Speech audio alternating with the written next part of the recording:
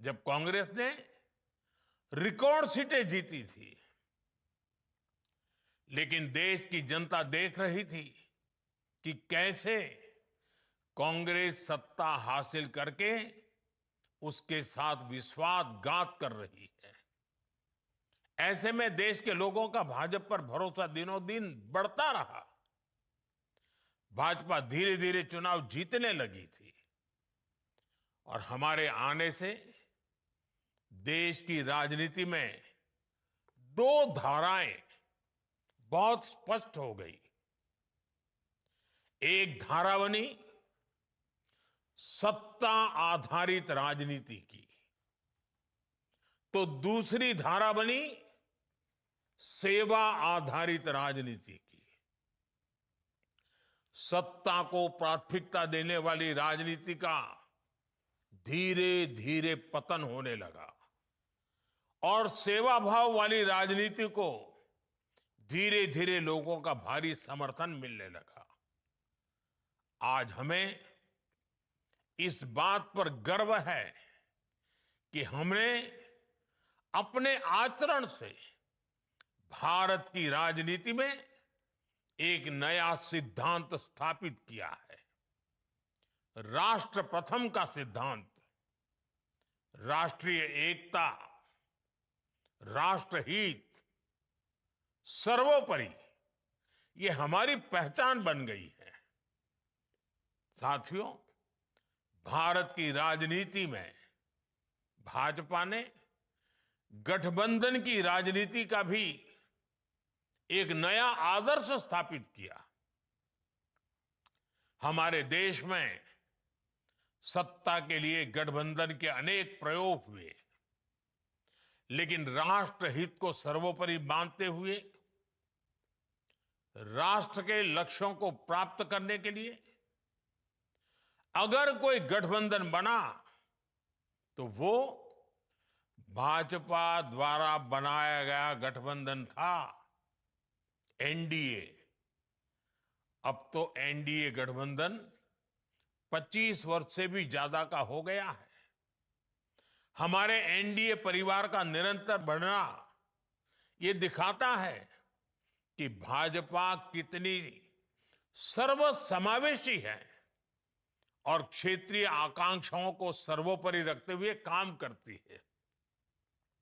साथियों, हमसे पहले देश ने परिवारवादी, वंशवादी राजनीति का बोलबाला देखा था और आज भी अलग अलग कोने में वो खेल चल ही रहा है। या तो फिर लेफ्ट का गवर्नेंस मॉडल देखा था, लेकिन हमारा गवर्नेंस मॉडल यूनिक रहा। हमारे गवर्नेंस मॉडल में पॉलिसी में स्थिरता थी, सरकार में स्थिरता थी। हमने जो कहा वो करके दिखाया।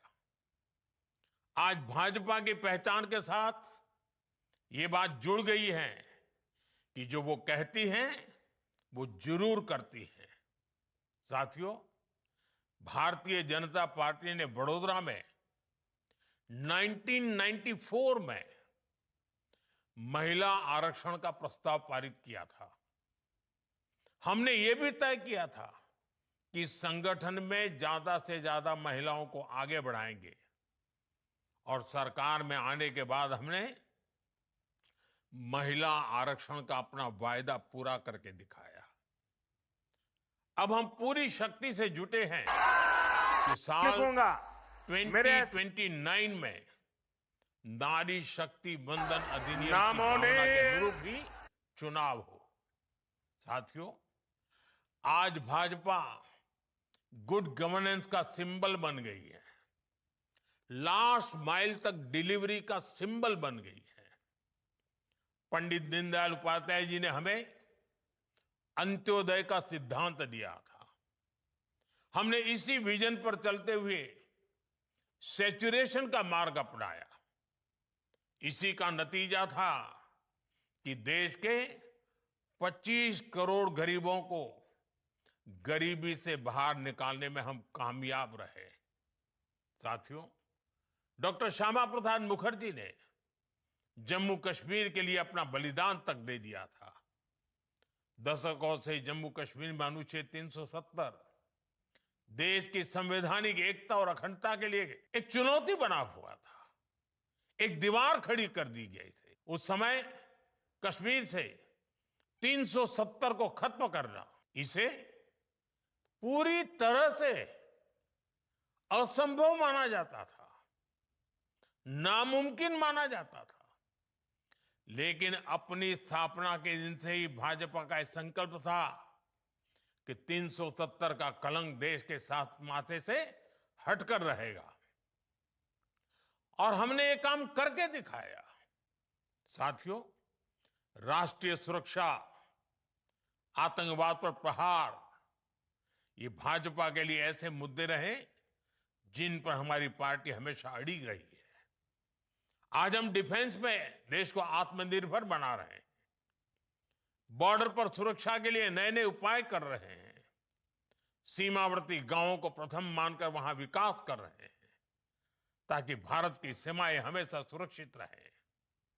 इसी तरह देश में नक्सलवाद, माओवाद की कमर तोड़ने का काम भी अगर किसी ने किया है तो वो भाजपा है। साथियों, भाजपा के शुरुआती दिनों से ही हम कहा करते थे, कच्छ हो या कोहिमा, अपना देश अपनी माटी।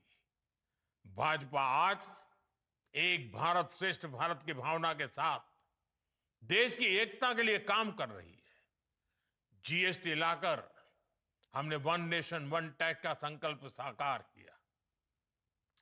One nation one ration card, one nation one grid, ऐसे कितने ही प्रयासों से देश को हम जोड़ रहे हैं। नई राष्ट्रीय शिक्षा नीति के माध्यम से हम मातृभाषा पर स्थानीय भाषा में पढ़ाई पर भी जोर दे रहे हैं। साथियों, हमारी संस्कृति ने हमें सिखाया है वसुधैव कुटुंबकम। हम पूरे विश्व को एक परिवार मानते हैं। आज युद्ध के इस समय में भी भारत की इसी भावना को हम प्रतिष्ठापित होते देख रहे हैं। एक समय था जब भारत सबसे समान दूरी बनाकर रखने में गर्व करता था। आज का भारत सबसे समान निकटता बनाकर चल रहा है। साथियों, हम विकास और विरासत दोनों को साथ लेकर चल रहे हैं। कांग्रेस ने हमेशा सिर्फ एक परिवार को प्राथमिकता दी, बाकी के साथ अन्याय किया, घोर अन्याय किया। जबकि भाजपा मां भारती के हर महान संतान को उचित सम्मान दे रही है। नेताजी सुभाष बाबू के नाम पर पराक्रम दिवस, अंडमान में उनकी प्रेरणा से द्वीपों के नाम